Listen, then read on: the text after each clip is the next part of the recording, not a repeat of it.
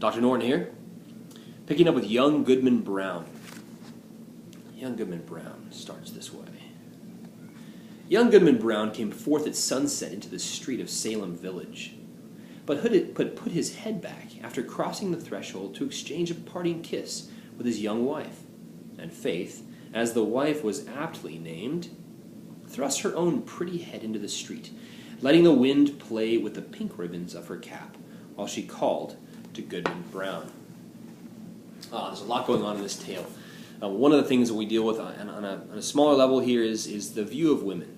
A view of women as pure, pious, as having value because of those two things, of their purity and their piety. Hawthorne definitely goes after those stereotypes in a way that I think is very positive, seeming to condemn that limited view of women. Pretty cool. In a larger way, I think this text, this short story, goes after the extensiveness and secrecy of sin and evil. The fact that sin and evil is active in all people. These two things are active in all people. We see in Nathaniel Hawthorne's attack on the hypocrisy of Puritanism. In an ironic way, Hawthorne employs the devil himself to open the eyes of men to their own sin, their own depravity. We see this on the bottom of page 73.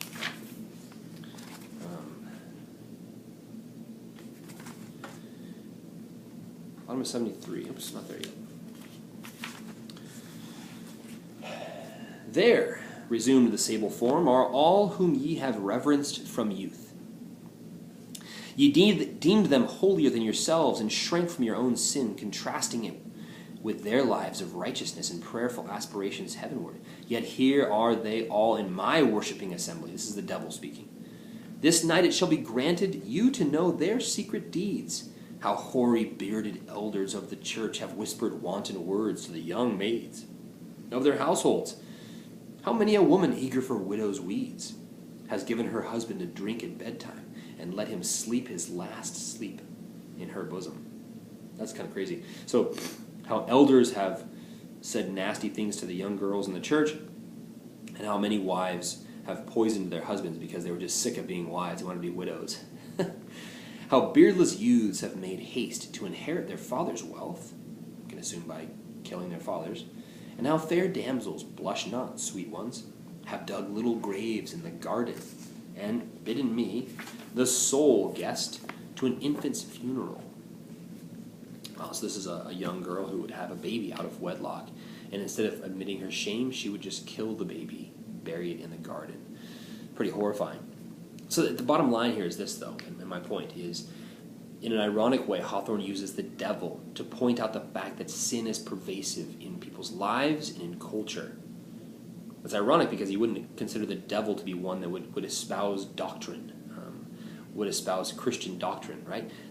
This idea of Christian doctrine, I think, is Romans chapter 3 talks about how all have sinned and fallen short of the glory of God. Basically, that's what the devil is saying. Everybody is sinful. The ironic part is the devil has to say it, because the Puritans of Nathaniel Hawthorne's day deny it. They believe that they can, by their own righteousness, improve themselves and become worthy of salvation. And this is something that Hawthorne is attacking, in a sense. The hypocrisy of the Puritans. Some have regarded this story as a reenactment of the fall of man in the Garden of Eden. Adam and Eve eating the fruit of the tree of the knowledge of good and evil. I don't see that, to be honest with you.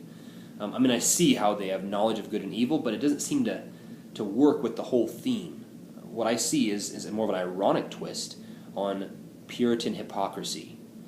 Not the fact that, oh, hey, this is a really, really bad thing that people are seeing sin. And that's what you would see in this connection with the garden and Adam and Eve. Unless you took the same argument and you said that Hawthorne has subverted the Garden of Eden scene in the fall of man. In an ironic subversion, I think you could probably say that whereas the fall of man in the Garden of Eden was a very bad thing, where men and women were seeing having the knowledge of good and evil for the first time, and they were seeing evil, and they were seeing it in their lives because they were evil. That's a bad thing. Well, now we subvert that. In many ways, we have to go back to that same thing, but flip it over. We have to recognize that there is sin before we can recognize our need for a Savior. That's pretty cool, actually. I mean, I just was thinking about that just now, actually. I was just freewheeling a little bit. Whew, that's dangerous. Let's move on to the minister's black veil. This is a great one. Page 97 in my book here. It starts with... The sexton stood in the porch of Milford Meeting House. Excuse me. Pulling lustily at the bell rope. The old people of the village came stooping along the street. Children with bright faces tripped merrily beside their parents or mimicked a graver gait in the conscious dignity of their Sunday clothes. Spruce bachelors looked sidelong at the pretty maidens and fancied that the Sabbath sunshine made them prettier than on weekends or weekdays. When the throng had mostly streamed into the porch, the sexton began to toll the bell, keeping his eye on the Reverend Mr. Hooper's door. The first glimpse of the clergyman's figure was the signal for the bell to cease its summons. Interesting here, I've noticed this in the past, but I don't have it in my notes here. I'm just noticing here and remembering what I've said about this in the past, is the emphasis on physicality, the emphasis on materiality in the very first paragraph, right? Children looking at their parents, mimicking. Spruce bachelors looking at the maidens and how beautiful they are. An emphasis on physicality, on material. And we'll come back to that in a little bit. But what has good Parson Hooper got upon his face? Cried the sexton in astonishment. All within hearing immediately turned about, and behold the semblance of Mr. Hooper pacing slowly his meditative way towards the meeting house. With one accord they started, expressing more wonder than if some strange minister were coming to dust the cushions of Mr. Hooper's pulpit. "Are you sure it is our parson?" inquired Goodman Gray of the sexton. "Of a certainty it is good Mr. Hooper," replied the sexton. "He was to have exchanged pulpits with Parson Shute of Westbury, but Parson Shute sent to excuse himself yesterday, being to preach a funeral sermon. The cause of so much amazement may appear sufficiently slight. Mr. Hooper, a gentlemanly person of about 30, though still a bachelor, was dressed with due clerical neatness, as if a careful wife had starched his band and brushed the weekly dust from his Sunday garb. There was but one thing remarkable in his appearance, swathed about his forehead and hanging down over his face, so low as to be shaken by his breath. Mr. Hooper had on a black veil.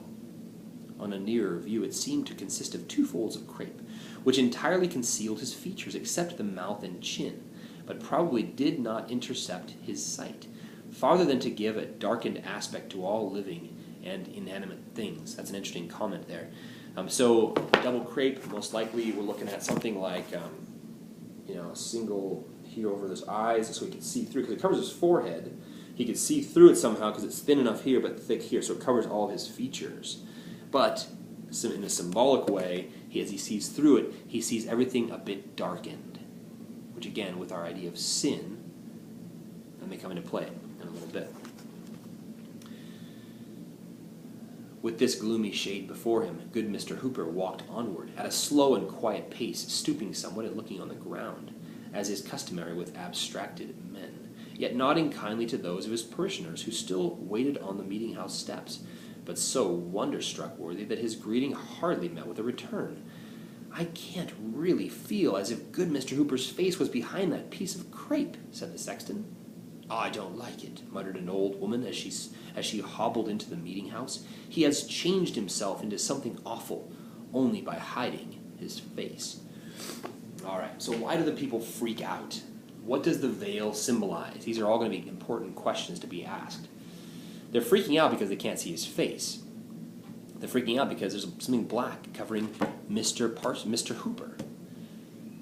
They're freaking out because they cannot see his physicality. They cannot interact with his material presence as they want to.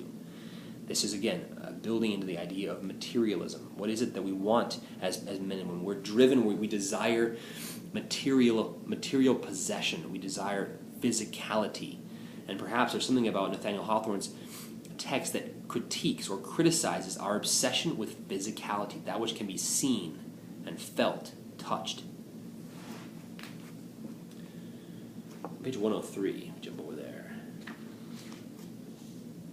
Hooper talks with Elizabeth. Now we assume, it's kind of weird, I don't know if this is a flaw in the text or what, but I'm noticing this for the first time right now. I don't know why, but I've read this dozens of times, it feels like. Elizabeth on page 103 is not his wife,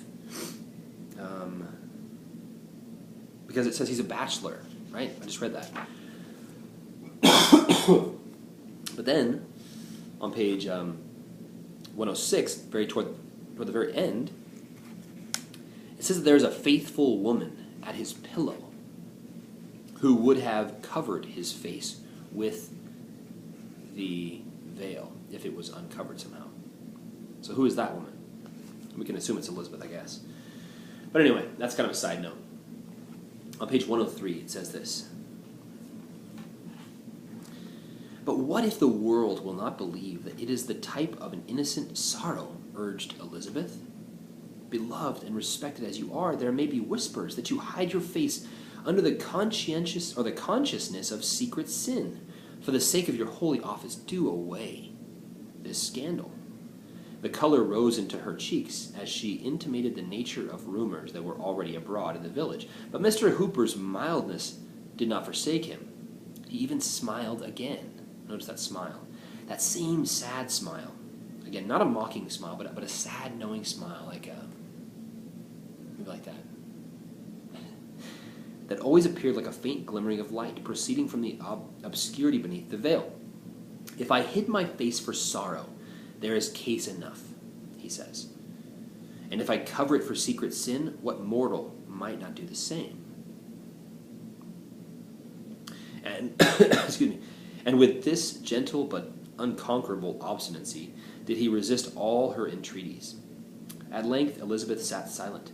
For a few moments she appeared lost in thought, considering, probably, what new methods might be tried to withdraw her lover from so dark a fantasy, which, if it had no other meaning, was perhaps a symptom of mental disease. Though of a firmer character than his own, the tears rolled down her cheeks. But in an instant, as it were, a new feeling took the place of sorrow. Her eyes were fixed insensibly on the black veil, when, like a sudden twilight in the air, its terrors fell around her.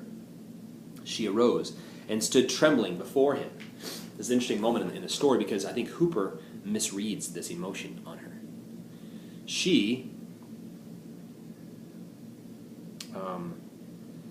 The terror of the veil falls around her. Somehow the terror of it dawns on her. It comes into her mind. She doesn't like it, but he says this. And do you feel it then at last? I think that's a fascinating comment, a fascinating question.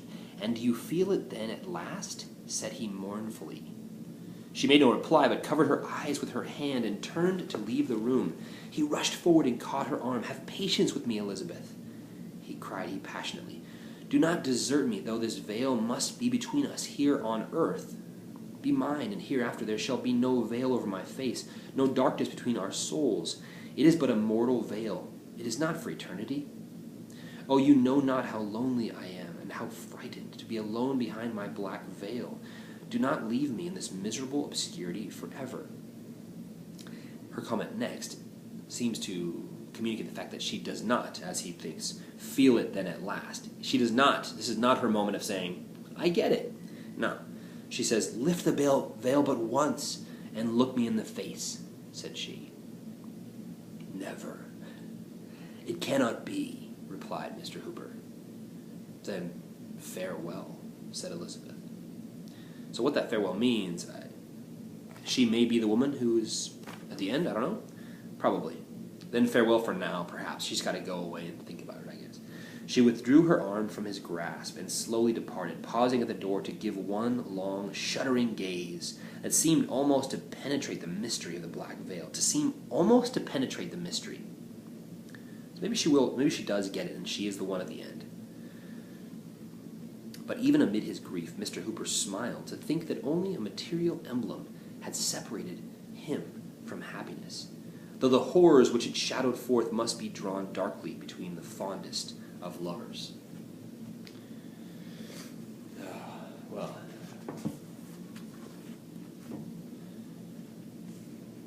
is he encouraging her to focus on things spiritual, not physical? The veil, as I mentioned before, deprives men and women of physicality, physical versus spiritual tension. There's a physical versus spiritual tension in this story.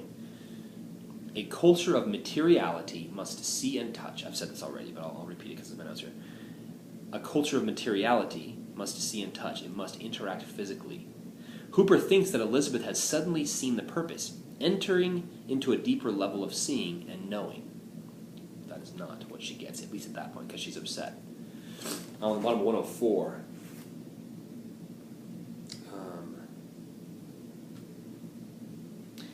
on the bottom of 104, there's this paragraph. Among all its bad influences, the black veil had the one desirable effect of making its wearer a very efficient clergyman. By the aid of his mysterious emblem, for there was no other apparent cause, he became a man of awful power over souls that were in agony for sin. His converts always regarded him with a dread peculiar to themselves, affirming, though but figuratively, that before he brought them to celestial life, they had been with him behind the black veil. He understands the nature of sin. He understands the nature of depravity. He understands the weight of sin that is truly hanging over every face. Why is Hooper more trusted? Why is he more deeply regarded? Perhaps it is the fact that he is in touch with something beyond the physical reality. Those who come to faith not because they have everything put together, but because they have seen the brokenness in their own lives and they're looking for some solution to the darkness and damage that they have suffered in their lives. I mean, that's why I'm a Christian. That's why I have a faith in God, because I look at myself and I see myself as a fool. I see myself as damned and without a hope. I'm clear about that. I'm a confused, ignorant fool in many ways in life, and I need a Savior desperately. Is that why people gravitate toward Hooper with his veil? Because they see here's a man who understands something deeper about the darkness of human existence. This is a man who is not just about material or physical airs, putting on a Christian face. How hypocritical is that? It's disgusting. And then on page 106, I like this. Reverend Mr. Clark comes and says, "Hey, man, you're about to die, right? Just lift it up real quick." And he goes down, "Let me cast this black veil from your face." Well, what he says is, "And is it fitting," resumed Reverend Mr. Clark, "that a man so given to prayer, of such a blameless example, holy in deed and thought, so far as mortal judgment may pronounce, is it fitting that a father in the church should leave a shadow on his memory that may seem to blacken a life so pure? I pray, my venerable brother, let not this thing be. Suffer us to be gladdened by your triumphant aspect as you go to your reward." This guy misses it completely. Triumphant aspect? Hooper, if he could, probably would slap this guy in the face and say, "What are you talking about? Triumphant aspect? I'm a sinful, degraded, horrifying person."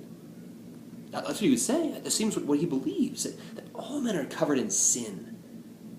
All have sinned and fallen short of the glory of God. That's his point. That's the whole point. And Clark misses the entire thing.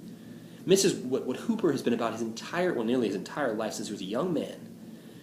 And Clark says, "Such a venerable man." Venerable. Hooper's like, "No, man, I'm a sinner, deserving of damnation if it weren't for the blood and righteousness of Christ laid upon my life, I would be destined for hell. There's no righteousness of my own. I don't have a righteousness of my own. I don't have a perfection of my own.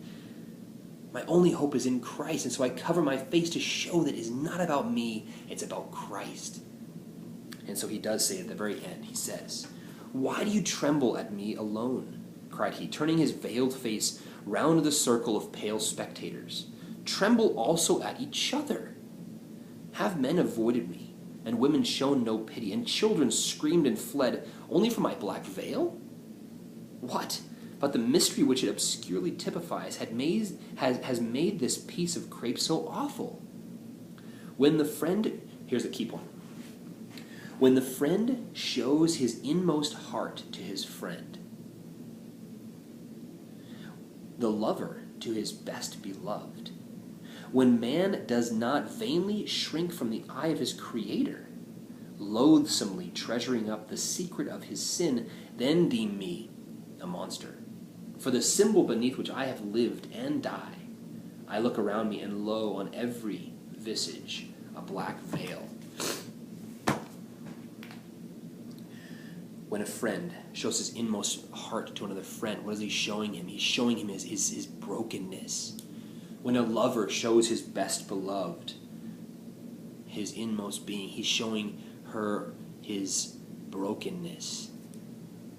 When people come very close to each other and are honest, they're honest not about, I'm such a wonderful person, I just wanted to share this with you. I've never told anyone, but I think that I'm a saint. People don't do that.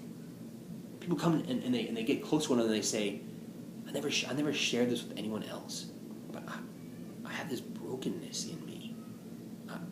I have this fear in me. I have insecurities in me. And they share this. That is what Hooper is talking about, because what mostly goes on in our lives, it's not very well put. The majority of the time, we live with this sense of hypocrisy. We've got to shine up our visage. We've got to shine up. We've got to put the makeup on, whatever it might be. Social makeup of some sort, the right kind of shirt, the right kind of face, the right kind of hairdo to make everything appear like it's all together. And Hooper's point is, it's not together, and that's hypocrisy. We've got to free ourselves from the hypocrisy of pretending that everything is okay. Why do you tremble, he asks. The veil is the sin we try to hide, but which we all know is there.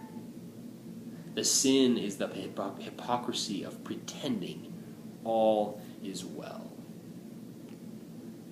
And that gets to the end of the Minister's Black Veil. God bless you guys.